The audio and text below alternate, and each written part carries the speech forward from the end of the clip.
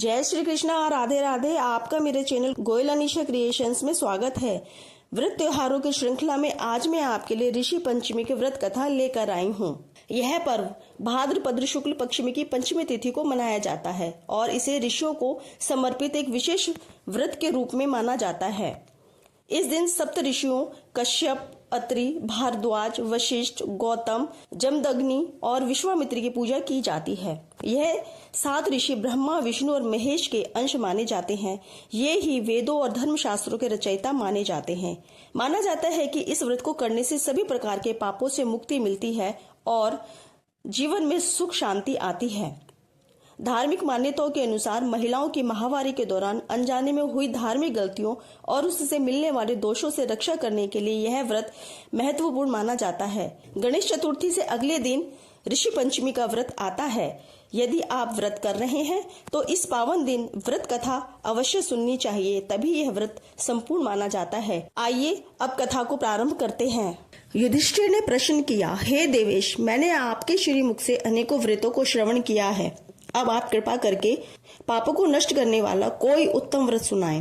राजा की इन वचनों को सुनकर श्री कृष्ण जी बोले, हे राजेंद्र, अब मैं आपको ऋषि पंचमी का उत्तम व्रत सुनाता हूँ, जिसको धारण करने से स्त्री समस्त पापों से छुटकारा प्राप्त कर लेती है। हे नृपोत्तम, पूर्व समय में वृत्रासुर का वध करने के कारण इंद्र के उस पाप को 4 स्थानों पर बांट दिया।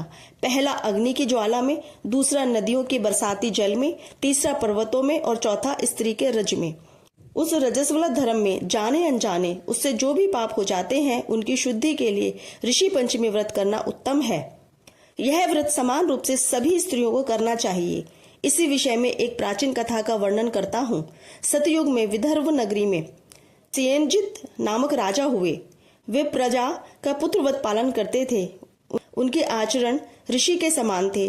उनके राज्य में समस्त वेदों का ज्ञाता, समस्त जीवों का उपकार वाला सुमित्र नामक एक कृषक ब्राह्मण निवास करता था। उनकी स्त्री जयश्री पतिव्रता थी। ब्राह्मण के अनेक नौकर चाकर भी थे। एक समय वर्षा काल में जब वह साध्वी खेती के कामों में लगी हुई थी, तब वह रजस्वला भी हो गई। हे राजन, उसे अपने रजस्वला होने का भास हो गया, किंतु फिर भी वह घर गृहस्थी के कामों में ही लगी रही। कुछ समय के पश्चात दोनों स्त्री पुरुष अपनी अपनी आयु भोग कर मृत्यु को प्राप्त हुए। जयश्री अपने ऋतु दोष के कारण कुतिया बनी और सुमित को रजस्वला स्त्री के संपर्क में रहने के कारण बैल की योनि प्राप्त हुई। क्योंकि ऋतु दोष के अतिरिक्त इन दोनों का और कोई अपराध नहीं था, इस कारण दोनों को अपने पूर्व जन्म का समस्त विवरण याद रहा। वे दोनों कुतिया और बैल के रूप में रहकर अपने पुत्र सुमित के यहाँ पलने लगे। सुमित धर्मात्मा था और अतिथियों का पूर्ण सत्कार किया करता था। अपने पिता के श्राद्ध के दिन उसने अपने घर ब्राह्मण को जिमाने के लिए नाना प्रकार के भोजन बनवाए। उसकी स्त्री किसी काम से बाहर गई हुई थी कि एक सर्प ने आकर रसोई के बर्तन में विष उड़ेल दिया। सुमित की मां कुतिया के रूप में बैठी हुई है सब देख रही थी, अतः उसने अपने पुत्र को ब्रह्म हत्या के पाप से बचाने की इच्छा से उस बर्तन को स्पर्श कर लिया। सुमित की पत्नी ने कुतिया का यह कृत्य सहा न गया और उसने एक जलती लकड़ी कुतिया के मारी। वह प्रतिदिन रसोई में जो झूठन आदि शेष रहती थी उस कुतिया के सामने डाल दिया करती थी, किंतु उस दिन से क्रोध के कारण वह भी उसने नहीं दिया। तब रात्रि के समय भूख से व्याकुल होकर वह कुतिया अपने पूर्व पति के पास आकर बोली, हे नाथ, आज मैं भूख से मरी जा रही हूँ। वैसे तो रोज ही मेरा पुत्र खाने को देता था, मगर आज उसने कुछ नहीं दिया। मैंने सांप के विष वाले खीर के बर्तन को ब्रह्म हत्या के भय से छूकर भ्रष्ट कर दिया था। इस कारण बहू ने मारा और खाने को भी नहीं दिया है। तब बैल ने कहा, हे भद्रे, तेरे ही पापों के कारण मैं भी इस योनि में आ पड़ा हूँ। बोझा ढोते ढोते मेरी कमर टूट गई है। आज मैं दिन भर खेत जोतता रहा। मेरे पुत्र ने भी आज मुझे भोजन नहीं दिया और ऊपर से मारा भी खूब है। मुझे कष्ट देकर श्राद्ध को व्यर्थ ही किया है। अपने माता पिता की इन बातों को उनके पुत्र सुमित ने सुन लिया।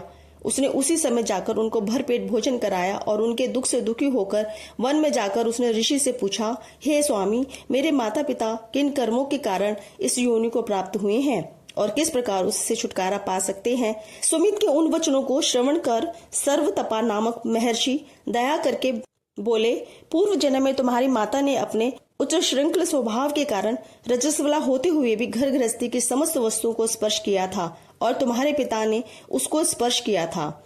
इसी कारण वे कुतिया और बैल की योनि को प्राप्त हुए हैं। तुम उनकी मुक्ति के लिए ऋषि पंचमी का व्रत धारण करो। और श्री कृष्ण जी बोले, हे राजन, महर्षि सर्वतपा के इन वचनों को श्रवण करके सुमित अपने घर लौट आया और ऋषि पंचमी का दिन आने पर उसने अपनी स्त्री सहित उस व्रत को धारण किया और उसके पुण्य को अपने माता पिता को दे दिया। व्रत के प्रभाव से उसके माता पिता दोनों ही पशु योनियों से मुक्त हो गए और स्वर्ग को चले गए। जो स्त्री इस व्रत को धारण करती है वह समस्त सुखों को पाती है। इस प्रकार से रजस्वला धर्म में रहते हुए यदि किसी स्त्री से किसी भी प्रकार के पाप हो जाते हैं, उन पापों की मुक्ति के लिए इस व्रत को किया जाता है। इस प्रकार से ऋषि पंचमी की यह कथा संपूर्ण होती है। जय श्री कृष्णा, राधे राधे। इसी प्रकार के व्रत कथाओं को सुनने के लिए मेरे इस चैनल को सब्सक्राइब जरूर करिएगा, ज्यादा से ज्यादा इसको शेयर करिएगा। जय श्री कृष्णा, राधे राधे।